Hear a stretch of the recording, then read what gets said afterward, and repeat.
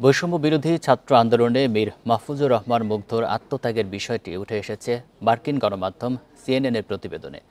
মুগ্ধের ঘটনাকেই মূল বিষয়বস্তু ধরে এই প্রতিবেদন বাংলাদেশের সাম্প্রতিক পরিস্থিতি তুলে ধরা হয়েছে।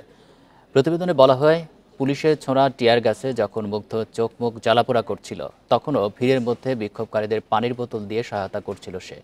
এর ঠিক 15 মিনিট পরেই মুগ্ধর কপালে গুলি লাগে এবং পরে হাসপাতালে নিলে দায়িত্বরত চিকিৎসক তাকে মৃত ঘোষণা করে। সিএনএন বলছে, 25 বছর বয়সী মুগ্ধর মৃত্যুর বিষয়টি সামাজিক যোগাযোগ মাধ্যমে ছড়িয়ে পড়লে বৈষম্য বিরোধী আন্দোলন আরও তীব্র হয়। মুগ্ধসহ বৈষম্য বিরোধী ছাত্র আন্দোলনের প্রিয়জনের মৃত্যুর ঘটনায় পরিবারগুলো জবাবদিহি চাইছে বলেও প্রতিবেদনে উল্লেখ করা হয়।